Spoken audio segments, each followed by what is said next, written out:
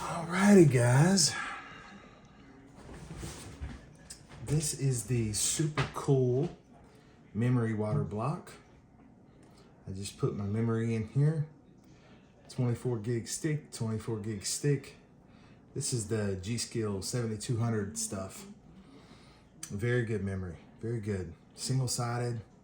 So I'm about to do a pressure test real quick just to make sure there's no air leaks or anything like that. So I used 0.5 millimeter thermal pads on the ICs. I used a very soft 1 millimeter thermal pad on the PMIC. And then I put little dabs of thermal paste on top of each thermal pad, just a tiny little dab. Of course, I cleaned everything up with alcohol really well and it fit together perfectly. You can see here there's no bending one way or another. You can see that. It's absolutely perfectly straight. Why is this thing not focusing?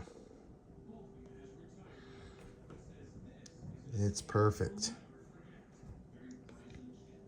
You can see what that looks like. Very nice. And these are pretty affordable too. They're all copper plated or nickel plated. Not the same thing really. So we just plug this side. We're gonna take the Bisky or Barrow. What's this? Barrow. Loosen up this little side valve.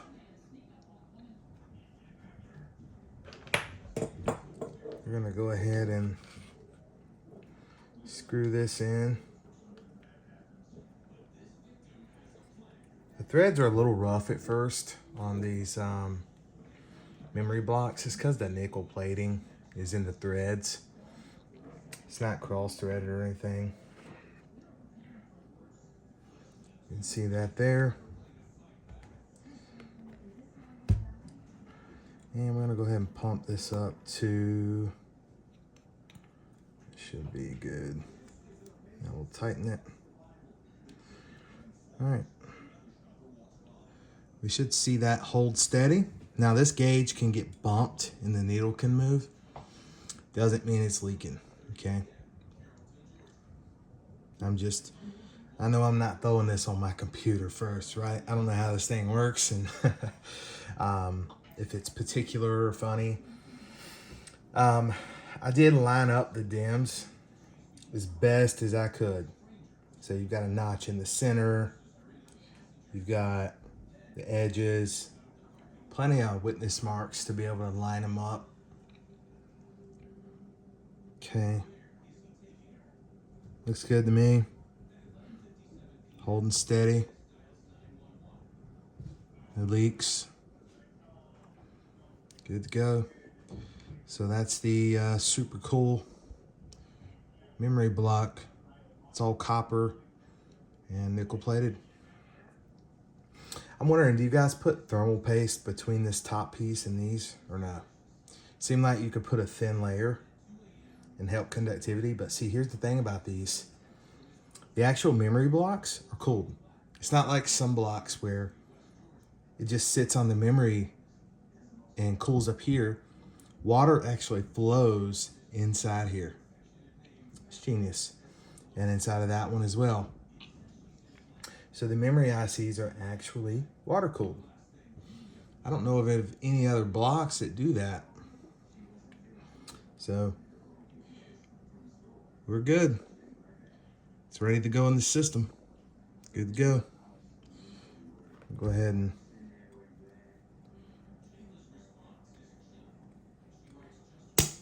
there you go. All right, guys. I'm gonna have some chilled DDR5 now. I'm curious to see how cool it runs. I'm thinking maybe, probably 15 Celsius. Honestly, because DDR5 doesn't use that much heat. So it'll probably run the same temperature as the water. So, yeah. Should overclock pretty good. All right. rounded up a few fittings. Gonna get this in the system and do some overclocking on that memory.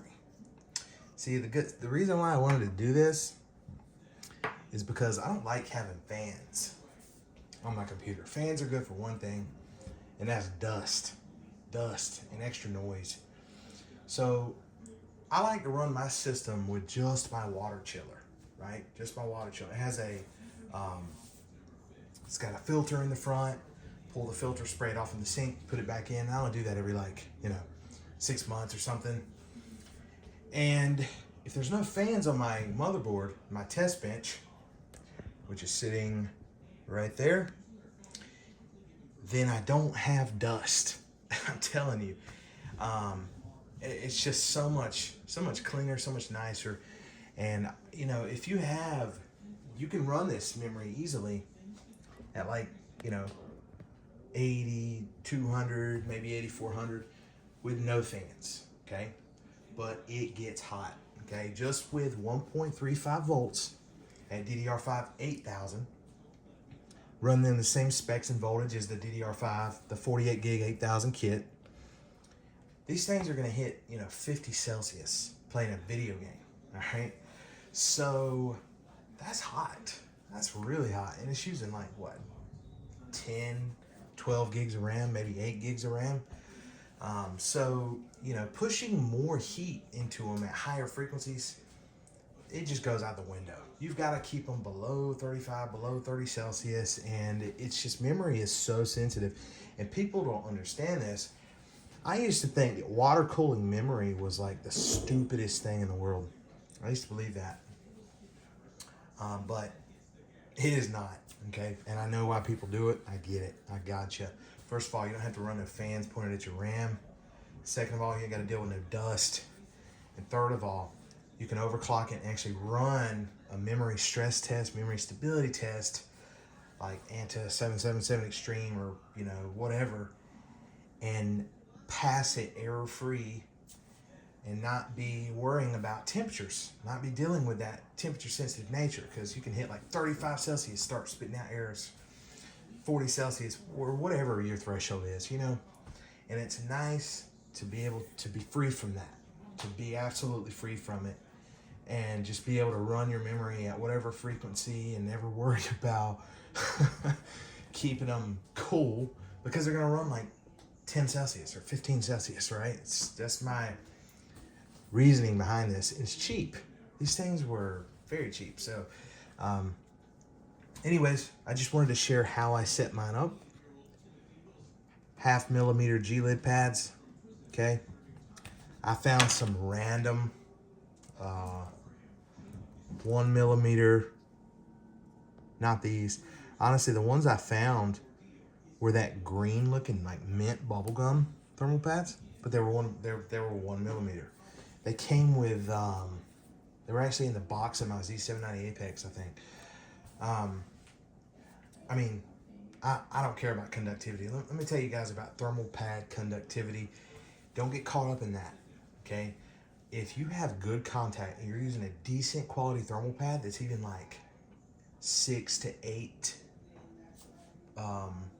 meter Kelvin conductivity, it's gonna work really freaking good, really good. So that's just something to keep in mind. So watch out for chasing those numbers on thermal pads, blowing a bunch of money. We used to get absolutely hammered by Fuji Poly on Amazon because that's all you could really get until G-Lid, then Thermal Right, and all these other guys. And now everybody sells thermal pads. Man, you can buy thermal pads from Walmart pretty much. Walmart's going to start selling thermal pads and thermal paste in the next couple years probably. But anyways, back on topic.